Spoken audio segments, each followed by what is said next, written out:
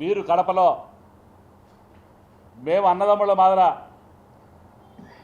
అన్ని కులాల వాళ్ళము మేము కలుపుకోబోయే గుణం మా వైఎస్ఆర్ కాంగ్రెస్ పార్టీలో ఉంది.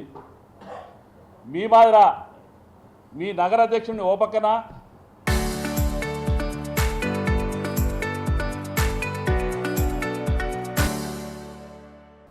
పాలపల్లి సుబ్బారెడ్డిని ఒక పక్కన పంపించి మతాల మధ్య కులాల మధ్య చిచ్చు పెట్టారు. అది కడప ప్రజలందరికీ తెలుసు. కడప ప్రజలందరికీ తెలుసు ఎవరు ఈ చిచ్చు పెట్టారని. మీరే చిచ్చు పెట్టకపోతే మీ నగరాధ్యక్షుడిని పోలీసులు ఎందుకు కొట్టాల్సి వచ్చిందో మీరు ఒక్కసారి చెప్పండి.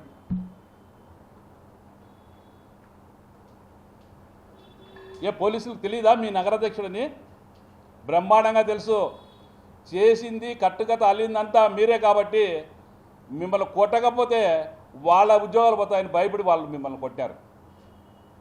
మీరు ఎంత ఆక్షేపించినా కానీ వాళ్ళని కొట్టద్దని ఆపలా.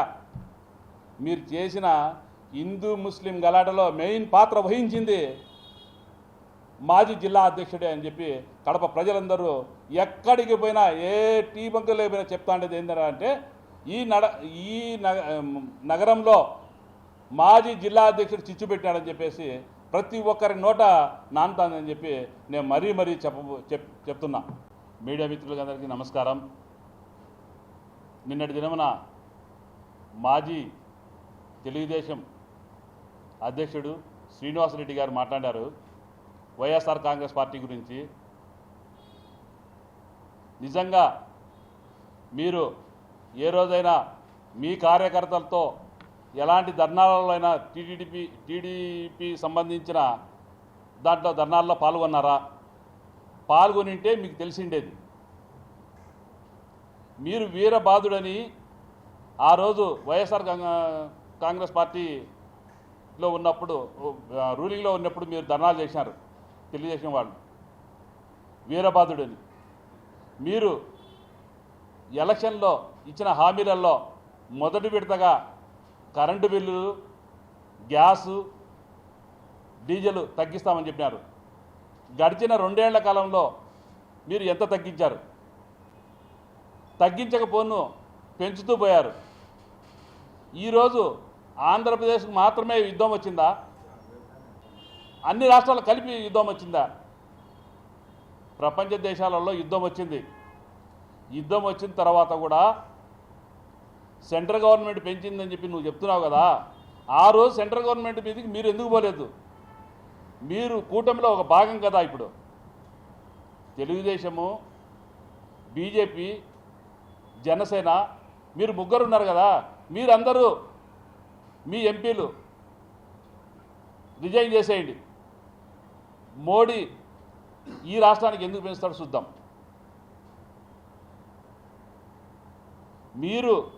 మీరు చేసిన తప్పులు కప్పిపుచ్చుకునేదానికి వారానికో 2 వారాలకో ఒకసారి వచ్చి కడప ప్రజల మీద వైఎస్ఆర్ కాంగ్రెస్ పార్టీ మీద బురద తల్లిపోతున్నారు. నిజంగా మీకు కడప ప్రజల మీద ప్రేమ ఉంటే మీరు మీ ఎమ్మెల్యే గారు అందరూ కలిపి రేపు రాబోతున్నాడు మీ మినిస్టర్ గారు లోకేష్ గారికి చెప్పండి, అయ్యా మనం గతంలో మీ నాయన వచ్చి ఇక్కడ చెప్పినాడు డీజిల్ తగ్గిస్తాం, కరెంటు తగ్గిస్తాం, గ్యాస్ ధరలు తగ్గిస్తామని చెప్పినారు. ఈరోజు మనం పెంచినాం కాబట్టి వాళ్ళు అడుగుతున్నారు అని చెప్పి మీరు అడగండి. అది కాకుండా మిమ్మల్ని తెలుగుదేశం అధిష్టానమే ఇసిరి పడేసింది. మీరు జిల్లా అధ్యక్ష పదవి పోయింది, పోలిట్ బ్యూరో పోయింది, లాస్ట్కు నిన్ను తీసుకుపోయి ఒక ఇన్ఛార్జిగా ఒక నియోజకవర్గానికి పెట్టారు, ఎక్కడో తీసుకుపోయి మారేసి. మీరు ఈరోజు కడపలోకి వచ్చి మీడియా సమావేశం పెట్టి వైఎస్ఆర్ కాంగ్రెస్ పార్టీ మీద మాట్లాడుతున్నారు.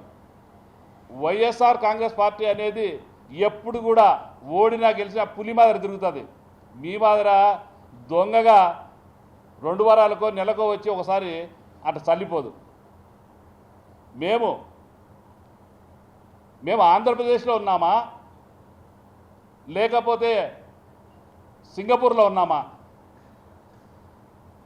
మీలో భాగస్వామ్యం కాదా బీజేపీ? మీరు ఎందుకు ఆ రోజు పోయి మీరు ఢిల్లీలో ధర్నా చేయలేదు? మీరు వైఎస్ఆర్ కాంగ్రెస్ గవర్నమెంట్లో ఉన్నప్పుడు మీరు ఇక్కడ ధర్నా చేశారు. మీకు తెలీదా ఆ రోజు ఢిల్లీకి పోయి మనం ధర్నా చేయాలని?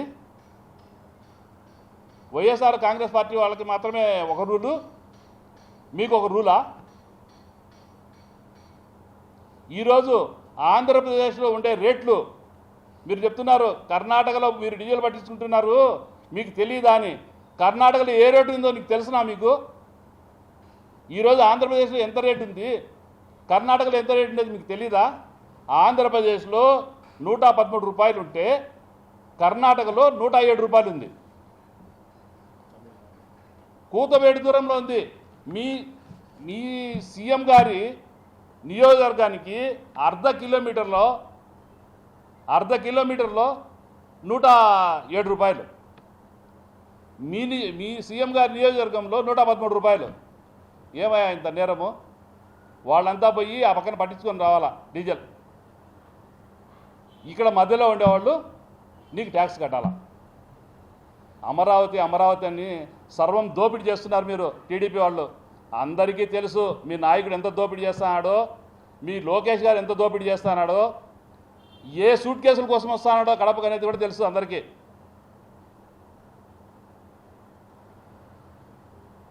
కడప నగరంలో నగర నక్షత్ర అని ఈరోజు డివిజన్లు నీకు సంబంధించిన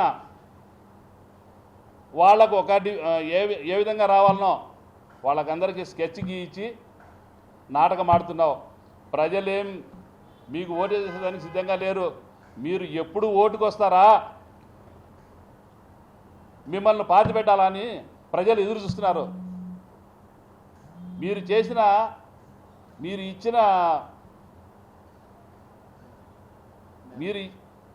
ఇచ్చినటువంటి వాగ్దానాలన్నీ ప్రజలకు బాగా అన్నీ తెలిసిపోయినాయి.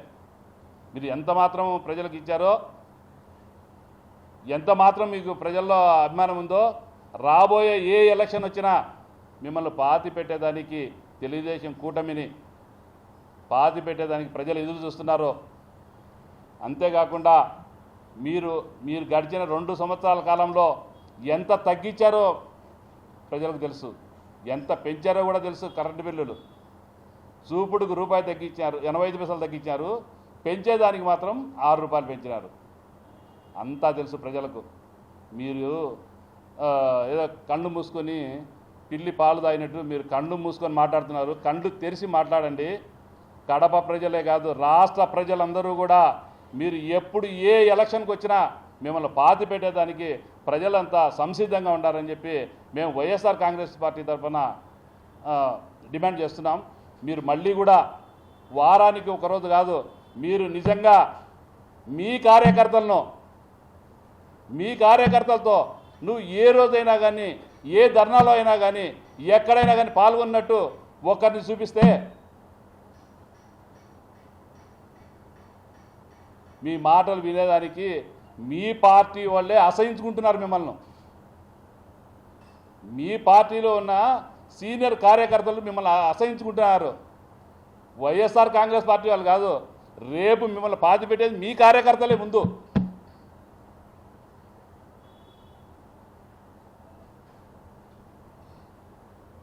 అంతేగాని ఏదో వైఎస్ఆర్ కాంగ్రెస్ పార్టీలో ఏదో వాళ్ళు ధర్నా చేశారు, మీరు ఢిల్లీలో పోయి చేసుకోండి అంటే ఏం మీలో ఒక భాగం కాదా? బీజేపీ ఒక భాగం కాదా? అంటే ఇక్కడ ఒక మోడీ ఉన్నాడు, ఢిల్లీలో ఒక మోడీ ఉన్నాడా? మాకు అయితే ఆంధ్రప్రదేశ్ కాదు, ఇతర రాష్ట్రాలు కూడా అన్నిటి కలిపి ఢిల్లీలోనే ఉన్నాడు మోడీ. మీకేమైనా 4 మోడీలు ఉన్నారేమో. మీ నాయకుడు వంగి దండాలు పెడతానాడే, అది తెలీదా మీకు? కాళ్ళు పట్టుకోలే మోడీని, అంతే. వంగినాడు, కాళ్ళు పట్టుకోలేకపోయినాడు పాపం.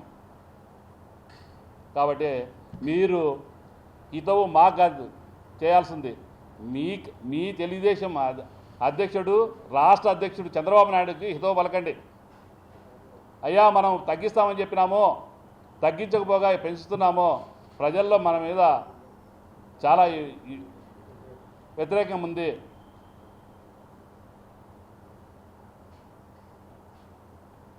కాబట్టి మీరు శ్రీనివాసరెడ్డి గారు, మీకు మళ్ళీ హెచ్చరిస్తున్నాం, వైఎస్ఆర్ కాంగ్రెస్ పార్టీ తరఫున, కడప ప్రజల తరఫున, కడపలో ఉన్న ప్రజలకు మీరు వెన్నుపోటుదారులు అని చెప్పి ప్రతి ఒక్కరికి తెలుసు. నీ వెంట మిడతా తిరిగే వాళ్ళందరూ కూడా స్వయాన మీ ఎమ్మెల్యే గారే చెప్పారు, మా ఇంట ఉడుస్తూ మా ఇంట్లో తింటూ మమ్మల్ని వెన్నుపోటు పొడుస్తున్నారని. నిజం, ఎమ్మెల్యే గారు చెప్పింది 100% వాస్తవం. ఎందుకంటే మీరు నమ్మించి గొంతుకొస్తారు కాబట్టి ప్రతి ఒక్కరికి తెలుసు నీ గురించి.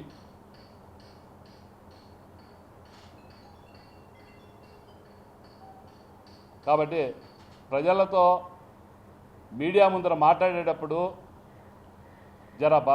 కొంచెం భద్రంగా మాట్లాడండి. ప్రజలకు పనికొచ్చేది ఏదైనా ఉంటే చెప్పండి. ప్రజలకు న్యాయం చేసేటట్టుగా ఉండండి. అంతేగాని ఏదో వచ్చి నేను ఏదో ఒకటి చెప్పాలా మీడియా ముందరకు వచ్చి, మీ అధిష్టానమే నిన్ను పూర్తిగా తీసేసిందా బాబు, నువ్వు మళ్ళీ కడపలోకి వచ్చి నువ్వు ఎందుకు మాట్లాడము?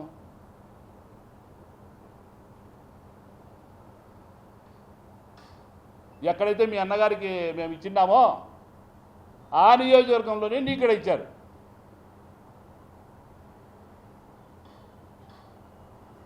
అక్కడ గెలుపు ఓటములు మీ అన్నదమ్ముల మధ్యనే ఉంటుంది. నువ్వు గెలిపిస్తావా, మీ అన్న గెలిపిస్తాడా అని. కాబట్టి మీరు మీ అధిష్టానము చేసే మోసాలకు ప్రజలు బాగా బుద్ధి చెప్పాలని రెడీగా ఉన్నారు. రాష్ట్ర ప్రజలందరూ కూడా మిమ్మల్ని ఎప్పుడు వస్తారా అని ఎదురు చూస్తున్నారు. రానున్న కాలం రానే వచ్చింది. రాబోయే 6 నెలలకు కానీ 8 నెలలకు కానీ మున్సిపల్ ఎలక్షన్లు కానీ లోకల్ బాడీ కానీ కార్పొరేషన్ ఎలక్షన్లు కానీ వస్తే ఎలా ఉంటుంది దెబ్బ అనేది మీరు ముందుగానే చూస్తారు. మీ దిమ్మ తిరుగుతుంది. మీరు అనుకున్నట్టు మీరు ఏదేదో స్కెచ్లు వేసుకొని మీరు మార్చుకుంటే లోకల్ కార్పొరేషన్ గురించి మీకు ఓటేసేవాళ్ళు ఎవరు లేరు. ఏ పక్కన ఎట్ట తిప్పినా కానీ కార్పొరేషన్ పీఠం వైఎస్ఆర్ కాంగ్రెస్ పార్టీ కైవసం చేసుకుంటుంది. 66కు 66 సీట్లు వైఎస్ఆర్ కాంగ్రెస్ పార్టీ గెలవబోతుందని చెప్పి ముక్తకంఠంతో మేము వైఎస్ఆర్ కాంగ్రెస్ పార్టీన చెప్తున్నాం.